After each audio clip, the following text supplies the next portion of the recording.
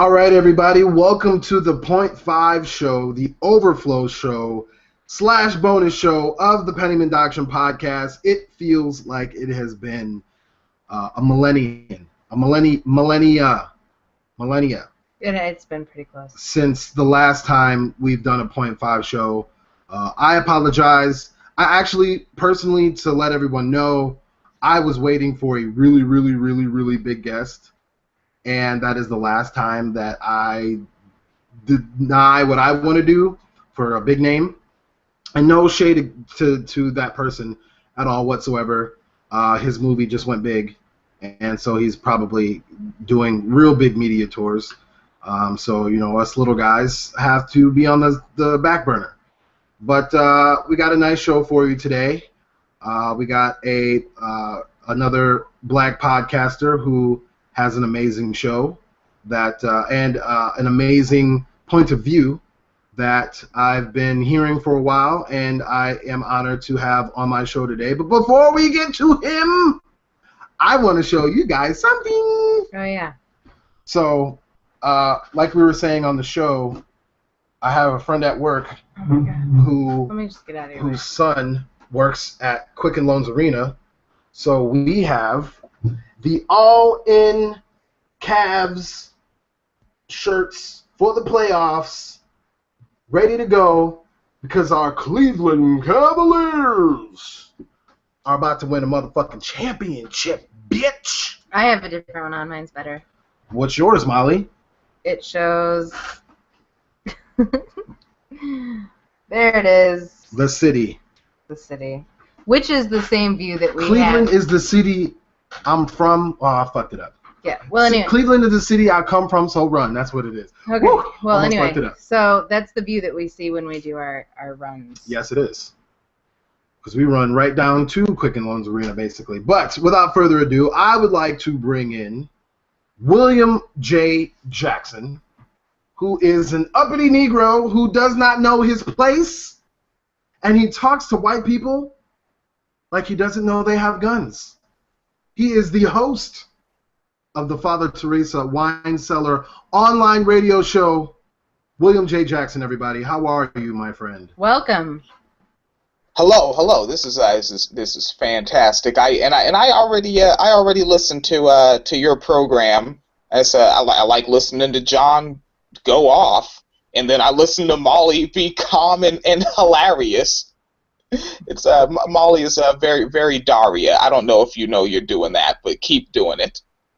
Yeah, that's probably why I'm drawn to that show. I'm very dark and sarcastic, but I'm actually quite light and fluffy. For those who may be watching live or watching the video of this later on when it gets posted to YouTube, we are having slight technical difficulties with William's feed. His lack of video is not showing a picture like it's supposed to, and then he has a lack of video. So when he is speaking and it is dark, nothing is wrong with your computer. We are just having technical difficulties because Google Hangouts, as wonderful as it is and as easy it is to have things go straight to YouTube, is not working correctly right now. But so with that in mind, for those who don't know you or your show, go ahead and let our audience know what Father Teresa's Wine Cellar is, who the host of that show is, and why you began what you began, and you know what keeps you going. I know it's a lot of questions, but it's all one big. Oh yeah,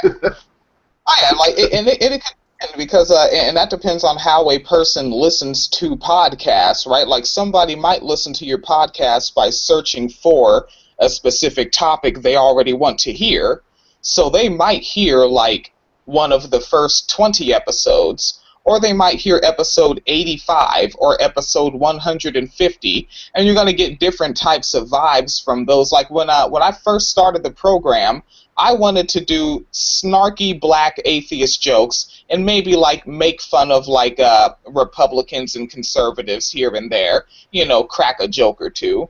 And then it began becoming like more like this big social justice thing. And I am one of those people online that you hate, those SJWs, those social justice warriors. I'm one of those folks, and I reflected in the podcast. You one of them. You one of them. You one of them. The man always getting in your way type of people, huh? You one of them. The police always trying to shoot y'all down type of people. I'm one of those too. I was gonna say it sounds extremely familiar. I'm one of those too, so I can't really knock on you too much. Yeah, I've heard it. I've heard it in your program, and yeah, the police trying to shoot, but they and shout out to the cop that shot at me. You missed, nigga. You missed, and you missed the wrong one because I'm loud. Like in 1999 when I was 16, you should have hit my ass. You should have aimed better, because like you left the wrong one alive. Because I'm very belligerent about white supremacy and police brutality. So yeah, I'm still around. Thank you for not having skills at what you tried to do. And on the program, we do news and comment, and we also just like we pick out a specific topic and like we'll discuss that and do news and comment around it, and we'll open up the phone lines so someone else can call in. Like right now, we're having an episode. It's called "Stop Being Offended for Us," and it's critiquing our own circles. And it's basically, we were already doing these types of episodes where, as social justice folks, we critique other social justice folks because we do have fuck-ups within our circles. And this one cracked off because on a black person's media space, a white person came in getting mad belligerent, flexing on other white people for no fucking good reason, right? It's the Facebooks. And one white person is mad because other white people clicked like and said that's the same as white-splaining. And it's like, you're not even trying to make sense, fuckface. Like, you're just trying to get cookies. You know, so back the fuck up. Like, you get no credibility for that. All right? Like, we're going to flex on you for that goof. You lost us. What up? You lost us at your... You were shot at 16 story? No, I mean, I was with you, but well, I mean, I want some clarification. Yeah, so you mean to tell me that in 1999, when you said that you were 16 years old, you got shot by the police? Yes. Well, the thing is, we were doing thug stuff, like walking out of church, which, you know, that's what all the criminals do. They walk out of church at the end of service. You know better. That is what they do. You should know better than this. What are you doing walking up? And did you have church clothes on too? Cheap church clothes from the Goodwill. That's the thing. That's the worst. Oh man, that's this is a disaster. No, but in all seriousness, you really got shot at by the police. Oh yeah. There was one where he was actually not allowed to go to Hilltop Tacoma anymore because he was shooting too many of us. His name was we know his first name was Jake, and you just knew that like after dark, if you saw that white Bronco truck creeping up the block, he would usually creep up through 25th Street. And then make his first turn up M Street. I'm speaking some real inside baseball, but maybe someone from Tacoma, Washington is listening, and they're like, oh, I know that street. Yeah, he would come up 25th and then make his turn on M Street, and you watch out for him. And the best way to get away is to dip through an alley, and this is why you want to know the neighborhood, because you want to know which houses are abandoned, so you can dip through the alley and run through the yard of an abandoned house, because then you know there's no dog in the yard, and then you can dip onto the regular street while he's going in the alley trying to get you, and then you just run up in one of the homies' houses and wait until he leaves the neighborhood, or he'll blast on you. Like, he'll just do that. You're so serious right now, but like so you mean to tell me there's a cop that would actively chase and shoot at black faces? Yes. Wow. That's really sad. Wow. I mean, granted, you know, I tend to, I don't want to say I tend to, I like to give in this you know kind of conversation the for lack of a better term, the enemy the benefit of the doubt. Only because That's the only way that you're going to have a decent conversation with folks, especially for folks that need to hear the information or hear the conversation that is being had. But I've never myself personally dealt with someone actively trying to shoot at me. I know that there have been cops that have been actively trying to arrest me for no reason, but shoot at me is a completely different situation.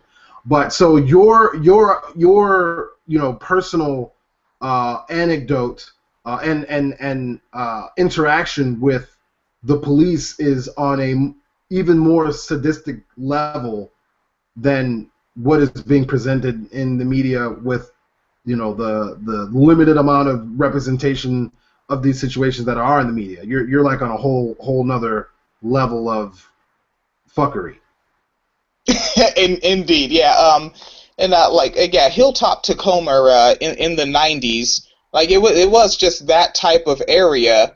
Like from what I know from just like word of mouth in the culture and a little bit of research, is that it became a black neighborhood first because of white flight, and then because black people were supposed to be the lower class. So you have those people held down, so it becomes this poor black neighborhood going into the mid-'80s, and then of course crack comes in, so then it's a poor crack neighborhood, and as we go into the 90s, and it just becomes a really grimy place where a cop will do that. But he I think the word I'm looking for is jurisdiction. Like he lost jurisdiction there, and he just wasn't allowed to be on that neighborhood anymore. So one, you just basically described Cleveland, and two, you like what finally led him to losing his jurisdiction, like shooting 12 black people. I don't understand how he would even be able to keep his job in the first place. Oh yeah, shooting too many little Negroes, and then they have that blue line where they do protect each other. And I know you follow the same type of news I follow when you do the same research that I do. So like that like what they get these prosecutors, but like it's like a voted in thing. Like McCulloch is like our greatest example right now, he's like a Democratic guy, and he's been selected. I always put, when I say elected, I like to put a parenthesis around an S in front of it. He's always been selected since I think it was 1991, and a lot of that money comes from police unions. So since police are making sure that he gets that job to get that salary, he turns around and takes care of them. And I'm sure that's just how it is in many other places, just to maintain white supremacy. So it can't be any. It's to quote Willie D of the Ghetto Boys, your ghetto ain't no harder than mine. Like we live in the same neighborhood, just in different areas. Yeah, that is true. That is true. You had some questions for him, Molly. I did. I am curious where the title of your show came from, rather. Father Teresa's Wine Cellar. The Father Teresa name, like clearly I'm making a joke off of Mother Teresa's name, because I've been atheist. Like I guess the best way to call it is a natural atheist, because before the foster care system, my biological mother did not make religion part of my childhood. So when I did end up in foster care and they started forcing me to attend church, I look around and I'm like, yeah, well, this is silly, and I didn't buy into it. And so I go into adulthood, and you're a black atheist, and I live in the South, so it's like I can really only find other atheists online, and that kind of leads you to finding things like podcasts. It's like, oh, I want to do a podcast, so let me come up with a name. And then I remembered I was in a thread in an old hip hop website, and they were just goofing around. They were like, well, what if you had a porno? What would your porno name be? And I was like, fucking Father Teresa. And so I remembered that from that thread when I wanted to make a podcast. So I was like, yeah, I'll be Father Teresa, and then what else could I add in? You know what? The Wine Cellar. And I was like, yeah, I think that's a decent name. It's it's like not too complicated, not too simple. I like the name, so I ran with it. And then I went down to Joann Fabric, which there's a whole story behind my trip to Joann Fabric as well. And I went and got the materials and made that little costume that I wear in the pictures for the podcast. And the story for going to Joann Fabric, I was taking my niece with me that day, and this is one of those things where people are like, they'll call me reversed racist, but whatever people think reversed racist is the reason why I'm breathing right now, because I'm suspicious. All right, I'm very suspicious of any and all white males. I just am. I watch you. I watch your hands. I watch your eye contact. I watch your steps, because we have over 500 years of facts of your behavior. All right, so I'm watching your ass. And a truck pulled up, and it looked like he was picking up political signs, but I'm like, his walk is funny, and why is his hand behind his back like that? And then he starts approaching me. So, like, I see he gets to a point, and it's like I push my niece to the side, and I'm like, all right, dip, run, right, run. And she dips back to the house to call the cops, and he pulls a hammer from behind his back and comes after me, yelling, nigger, nigger this, nigger that, you know, and he's trying to bash my head in with a hammer and murder me in broad daylight in public. You know, and there's people passing by. It's a relatively busy street, and nobody cares. I mean, why would you care? It's just a Negro about to get murdered by a white man. So, you know, like, whatever people is that call reversed racist because I watched that white man, I'm alive because I watched that white man. I'm alive because I didn't trust that white man off scratch, and that's how I'm going to keep living. Man, talk about 9 lives, not to make a joke. But. Right. First off, I didn't know that there could be a Joann Fabric story. Like, that's... I know. I'm like, hey, I feel like knitting a scarf. He went to go get some cloth and some materials. Oh, okay, right. That's the story. No, you almost were murdered in broad daylight. And, you know, shout out to the people that seem to not understand what racism is, therefore you coined the term reverse racism. Excuse me, I'm drinking beer, so a little bubbly. Racism is a system of bigotry plus power, okay? And I've said this before, and this is not for you, William. This is for the unassuming masses who will pick up this show and don't understand these things, or for the people who do listen to this regularly and need to learn some people. Racism is bigotry plus power. And without the power, it's just hate. And so, you know, yes, there are black people that may hate white people, but, you know, as far as it being a system, as far as it being so intertwined into the culture that you get perks for being racist, that is what racism is. There is no reverse to that in the United States of America, unfortunately.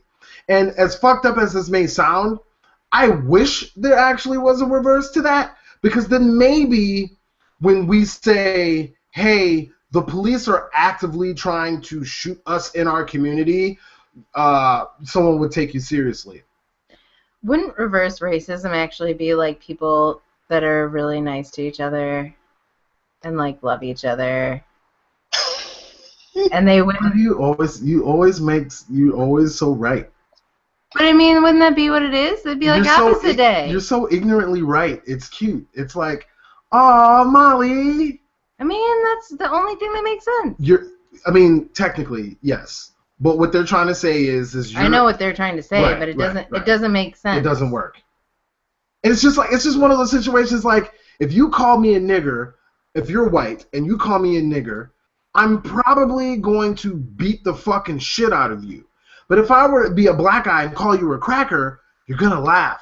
Like, there's no name besides racist that I can call you where you're going to try to want to beat me the fuck up. Remember we had the show where you tried to come up with different names to piss off white people? Yeah, and we just couldn't do it. And it was fun, but it wasn't. They weren't good. It's not possible. There's no history. term of power. Like, Cracker is the one cracking the whip on the back of the slave. Like, the Cracker is the one in charge. They love You'd that be name. surprised. I've been telling a lot of my white friends that are ignorant on the whole topic and the ones that I have to explain why Black Lives Matter. And when I'm like, do you know what cracker actually means? Like white, like a saltine. And I'm like, no. No, not at all. And then when I tell them, like, because the ones that I tell are actually a little bit on board, but not completely. But they're like, oh, wow. And I'm like, yeah. And they're like, well, I mean, that was a long time ago. And I'm like, yeah, but it's an insult. Right. Oh, so your stereotypes about black people, that was a long time ago too, which is hilarious to me because, you know, I don't know if you listen to the Onyx Truth or know of the Onyx Truth and Gil Lowry. Do you know them or him? I did. I heard an episode a few days ago where they were talking about cops, and then one of them was kind of ranting about anchor babies. It was a little awkward, but a well-produced program. Yeah, Gil, he does Onyx Truth, which is his kind of like, I'm doing my thing, and I'm from Texas, and I got this accent, and I'm just going to talk about whatever the fuck I want to right now. And then he has Onyx Truth Live, where Ricky has one of these shows that probably, if you bring this up to him... I was supposed to be there! Yeah, we were supposed to be there. I was. No, but, if you were supposed to be there...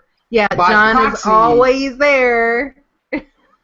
Don't you dare, miss. I'm going to be there, too. Shut up, John. We're talking about the economy. Well, I don't know anything about that, but I want to be there. Anyway, Ricky had I don't like missing things. Ricky had a show, or Ricky was on the show with this guy who was trying to make the point about how biracial people are different than black people because they have privilege. And that little sliver of privilege that he thought he had made him think that he was like way better than black people. Oh my god. And it's just like you're so blind. It's so ingrained. It's so in depth. It's so in your face. He has been swallowed by white supremacy. Oh, Yeah. Because back out. like my favorite podcast ever. Like the Great Light Skin Debate episode. I love that shit. I hit up Ricky Loco, and he came on my program, and I cut out clips from it, and we just laughed at that shit for about 90 minutes. That is correct. That did happen. Oh, he heard that? You heard it? I forgot. I completely forgot that. Oh my god. That Ricky was on talking about that shit. So I have a question. Why do you call people loco? Oh, I was trying to learn people's names in your show, but then you call them like half their name loco, and then I'm like, what? Yeah, it's this old Crip language that crept up to Washington State from California because of black folks in California interacting with folks from Mexico. So then you get that word loco that means crazy, and then you end up referring to your friends, your fellow Crips, as your locos. You know, like that's my crazy friend. And then it kind of morphs into this term of endearment in the vernacular. So I'm like, oh man, I'm about to jump on the program with John Loco and Molly Loco and see what's cracking. Aww. That makes sense. And the only reason why it makes sense, if I had not lived in California for 6 years, I'd still be looking at you like you're crazy. I'd be looking in the mic like, or in the camera like. I have no idea what this nigga is talking about. But yeah, I get you. And you know what was a kind of a culture, like a language shock to me was I lived in Southeast San Diego for a little while. And Southeast San Diego is the only place in San Diego County where there is a somewhat sort of kind of halfway concentration of black people. And so that is where all your black gang, community is or whatnot. I don't know. I'm not into the gang thing. Not my thing. Sorry, but and Ricky kind of got on me on this one. But I was confused on a couple of things. One, how they changed words to make it fit their gang. So like I hung out mainly with a lot of Bloods. So they make it fit their chang. Oh my god. Yes. we're big community fans, so. Oh man, I had to. It rhymed even. We make a lot of community references, but so I hung out with a lot of Bloods for the most part, and so Bracken, Bomity, what else is there? I don't know. I can't do it. So I can't. It's not like built into my brain, so I don't know. Bomity though, that traveled across that one did the country. And then did Snoop Dogg help that one out? No. I don't know. Snoop Dogg was a Crip. Damn, Molly. I still say the Bloods have bad marketing. Like they're what their most famous rapper was Mac 10. Right? Like they definitely, because they have a lower population. There's nothing really cool about them. What most famous rapper Mac 10, Suge Knight, right? I guess DJ Quick kind of put some good representation to it, but other than that, like I mean, if Bloods and Crips were corporations, like the Bloods would be like the dollar store right now. Yeah, the Crips are Walmart, and the Bloods are the Dollar General. To be specific. When I was in middle school, we would do the blood thing all the time with our hands. Stop it. We thought we were so cool. Bunch of Catholic schoolgirls white people throwing up the blood. But then when I would hang out with the Crips, obviously, they would change things in the sea. I'm trying to think of, but I didn't hang out with Crips very often, so I don't remember. Who did you hang out with? Well, I mainly hung out with, I hung out with Bloods that were friends with Tongan Crips. It was so fucking confusing. So your Bloods... Which color did you wear? So your Bloods that hang out with Tongan Crips that then also have parties on Saturdays with Tongan Bloods and Filipino Bloods. But then if you go up the street, there's Lincoln Pyru, who are green... Ooh, I'd be with them. They're green. I'm fucking confused. Wait. So there's red Bloods, green Bloods, blue Crips, and then yellow Crips? Wait. So I can't wear not a motherfucking shirt in my wardrobe is basically what you're telling me? Because I'm not affiliated with none of these niggas? Couldn't you just wear tie-dye and appease everybody? Stop it. Yeah, I remember when and I don't know if this was California, because once it leaves where it originated, it's gonna morph around. Like, so when it's up in Tacoma, I remember black Chuck Taylors, those were blood Chuck Taylors, and it's like, but they're black, yeah, but those are blood ones. Get blue ones. All right. Man, what? I'm so confused. That would suck. I don't understand. But weren't you telling me once that gangs came about for a completely different reason than people want to think that it's just because they wanted to commit crimes and kill people, like it was a survival method or something? They were there to protect the neighborhood from the police. Yeah. And then the police laid low, and then basically I wouldn't say infiltrated, but the communities were so degraded that you had this organization of people that needed to eat. So then it turned tribal. Right. Oh shit. Oh wow, that was a good one. But last few questions. While we're in the get to know segment of the Point 5 show here, is one thing that sticks out and is very recognizable about you is your enunciation, and then your lack of enunciation as well, because you have kind of like a southern drawl. And so, is that like a shtick, or is that your way of talking? I mean, not to to be weird or anything, but just out of curiosity. I mean, it's very interesting. I used to live with one of my dad's ex-girlfriends was from Virginia. She was actually the aunt of, or a great aunt, or a cousin, second removed, or somebody of Randy Moss. So I met him at a family reunion when I was like 14, 15.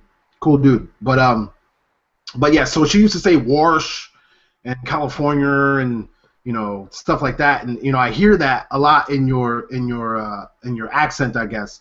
So is that like and then on top of that you like extremely enunciate. So is that like something you grew to learn, or is that just how you speak? It's weird to me too. Like when I go back and listen to old audio, I'm like, I sound like a fucking maniac. And I think it's because from childhood, I mean like way back, all the way to I'd say like early teen years. I just have entirely too many influences from different places. Like my biological mother, before I ended up in foster care, she was an educated person from New Jersey. She graduated and majored in English from the College of St. Elizabeth, and she was a teacher. So I get the serious speaking from her, but then she'll step out of her serious speaking, and she's an old East Coast lady. Like she won't tell you to stop whining. She'll say, "Quit bitching." Like she's this old New Jersey lady. And then in Washington State, she moves us out to this stick-ass town called Spanaway. And like, I mean, you meet anybody from Washington and you ask them We can't hear you. what the fuck is like? Oh, let me get closer to my tablet. Yeah, you go out to Spanaway in Washington State, and it's like, I guess the best way to describe it, if I was white growing up there, I'd be a Tea Party patriot right now. Like, I'd be one of the people with a Sarah Palin t-shirt. Like, it's that kind of town. No, we're glad you're not. Yes, like, it's one of those places where when we moved out there in 1988, and it's like the South in the North is like what that type of town is. It's the kind of people that they hate taxes so much that, like, I actually got to see what an anti-tax sort of libertarian attitude brings you.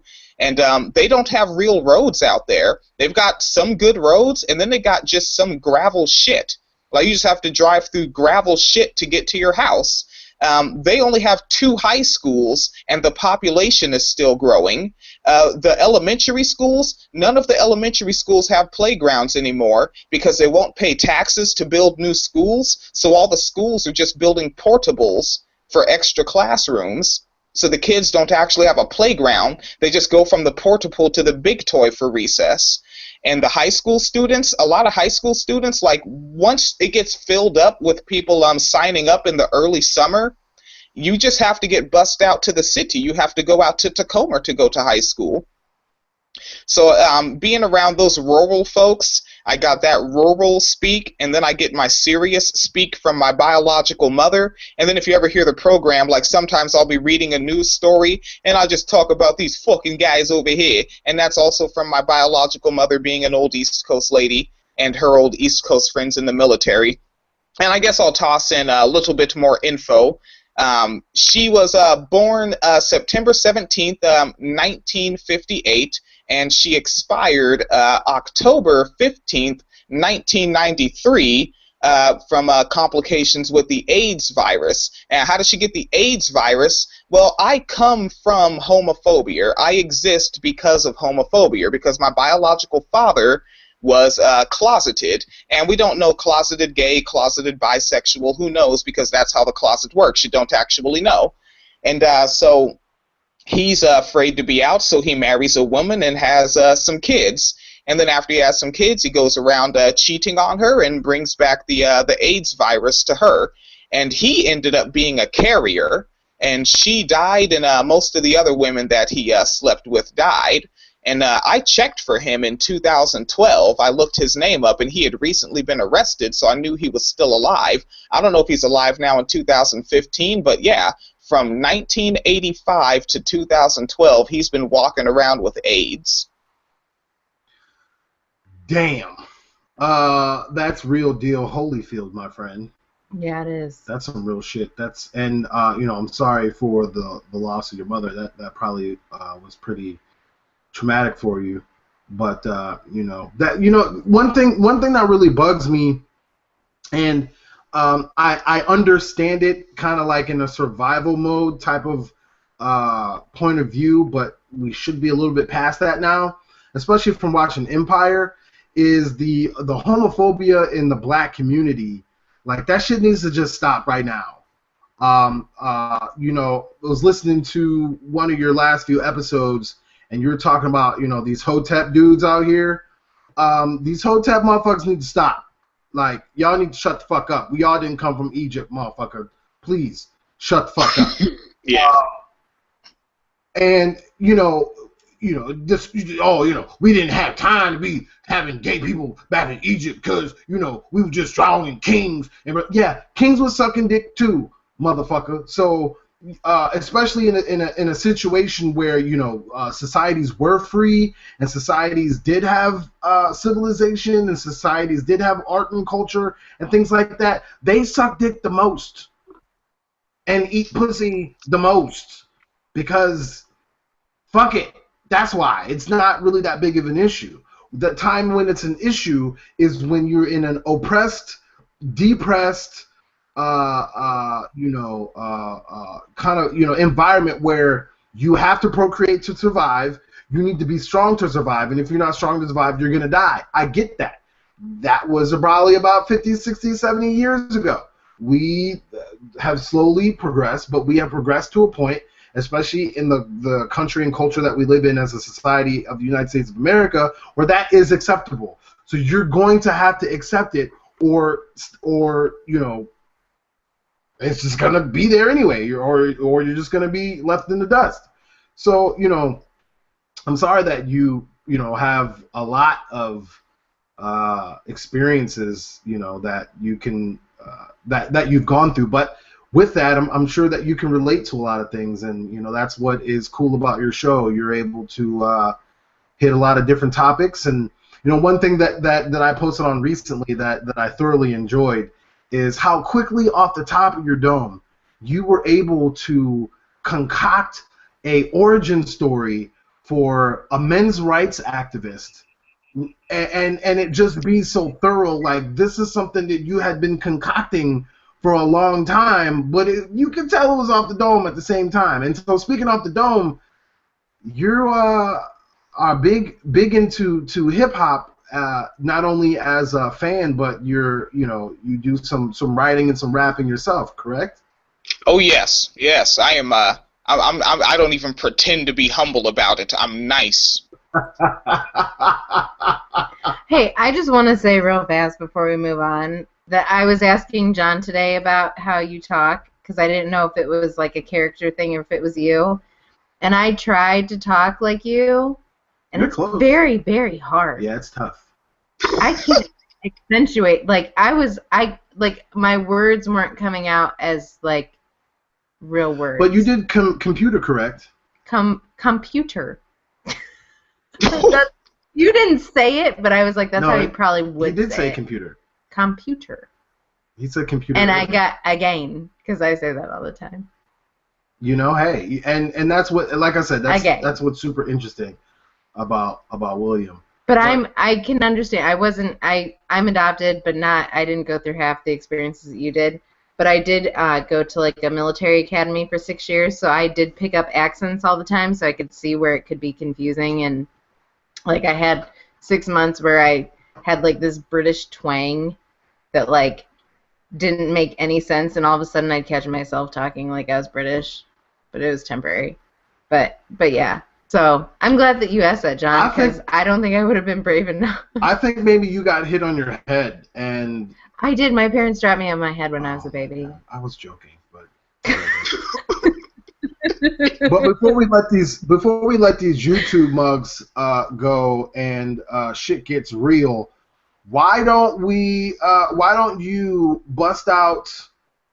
I wouldn't say your nicest, unless you have your nicest, but bust out a little something. Let these people know that you're not fucking around with them bars, son.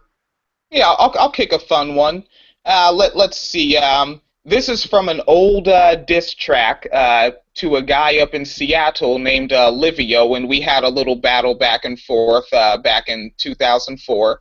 And now, I'm going to keep it greasy. This is before I was learning a little bit more about social justice, this, that, and the other, so you're going to hear some Islamophobia and stuff like that.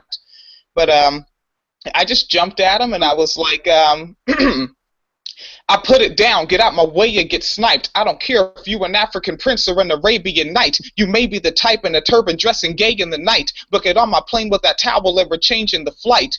You better stay in the cave for the ice age that'll strike, cause I sneeze a froze breeze, it's erasing your life. Man, this kid ain't even spitting it raw. You the reason why I vote for us to beef up our immigrant laws. I'm sure you want to be up here with the tactical comedic rap shit, but the magazine for you, National Geographic, I don't come with that whack shit. Look at you and look at me. Y'all niggas was made slaves and we got free. You can't even point out the stars of the Confederate man. Just drive a cab in the city like the rest of your fam. Came to America thinking you're really a lyricist. Nigga, sharpen your spear and go build me a pyramid. I thought he had potential. Now I'm starting to doubt him. Northwest Intelligence came with the mark of my album. Then the bad lad. Oh no. Had an outcome. South won. And Thunder fell with J Balls and a loud one. Next up was Dab with heavy metal and loud drums. Our status is the professional foul sons. If a rep is what matters, then we step for the proud one. East side is Nina Capone, and so is the Hex. They'll put 3 in your dome and open your flesh. Northwest AP, J Real will smash them, and you're not matching the lyrical skills of Fathom. We dump suckers and dumpsters under the slump mothers. Next time you're gonna be big blunt brothers. Your parents pay you. Quit saying your business is strong. You don't run a scrimmage with a minister. Don, I'll finish a bong in a minute of song. Hitting the crime, have you hitting the long stripping like a bitch in the thong. You can't separate the crown. You the Northwest RuPaul. We'll call you the queen of your town. All right, yeah, and I just got out like that. damn. So I will say though, to be 100 with you, some of that broke up, but we got the gist of it. Damn, I would not have wanted to battle you. I'm trying to remember this website around that time period. It was like 2000. When did I go visit Melcher at? I think it was like 2000. When did I go to the military? 2005. So it was like 2004. They had this rap battle website. I'm trying to think of what it was called. Don't ask me. Oh man, that shit was raw though, man. People would upload audio. People would hit up, put writtens down and stuff like that. It was like a real place where you could, really hone your craft as a battle rapper. Me personally, I talk about it a lot. I don't really show it off very often. Maybe one of these days I might play it on the show. If you like to hear something, I'll send something Dust off one of the old vinyls. Stop it. But I did a little rapping myself, and I used to tell people that, or not even tell people, this is a fact, that I've always was conscious when it came to the rap, but I realized real quickly that just like 2 Chainz, that conscious shit don't sell. So I was just doing like everybody else was doing, and my wordplay was pretty raw. For my first mixtape, let me see, I killed around 17 to 25 people. I sold about 5 to 7 kilos of cocaine. I stole about 70 different dudes' girls at the club who was all on my nuts. That was the MO. My MO was just they was on my nuts. What else did I do? I ate people a couple of times, so I'm a cannibal. Good. Right. So I took a step back for 1 second, and I thought, because this is about the time when Machine Gun Kelly came out, when I was about to let my dude have my mixtape and do his thing out here in Ohio. Have you ever heard of livemixtapes.com? I mean, who hasn't? I don't think I have, but I've heard that name, Machine Gun Kelly. Is that the same guy that was in the Scribble Jam battle? No, I don't think he is not a battle rapper. He's a white boy from all over, but he got hot when he was living in the suburbs. I mean, come on. But so he raps real fast. He raps real fast like a machine gun. Machine Gun Kelly. Oh, is that why it's called that? Yeah. Because like he got hot on these YouTube videos where he'd be like, and it kind of like Iggy Azalea. No. He actually would say things. Oh. It wasn't like win, I win, with a win, I win, with a win, win, the moon, the make do.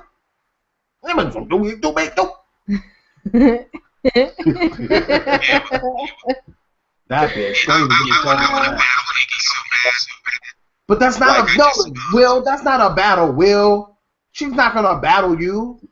Oh man. She gonna do the same shit she did on fucking Sway shit, and pull out a written. What did she say? I don't know. She was talking about like a man cheating on her or something. It was horrible. It's fucking horrible. How does she have a deal? I don't get it. Because anyway. it's all looks. But yeah, well, I'll probably send you some of my shit, man.